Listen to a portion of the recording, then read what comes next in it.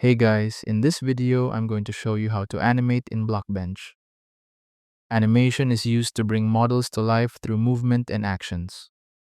First, open your model and switch to the Animate tab. Create a new animation by clicking Add Animation in the Animations panel. Next, select the bone or object you want to animate. Move the timeline cursor, then rotate, move, or scale the bone. Blockbench will automatically create keyframes when changes are made.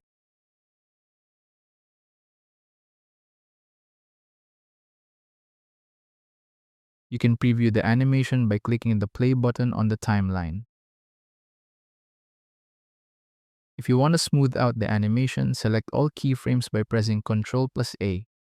Then head the keyframe panel on the left side of your screen and change the interpolation to smooth. Now when you play the animation, it will look much smoother. And that's how to animate in Blockbench. Thank you so much for watching.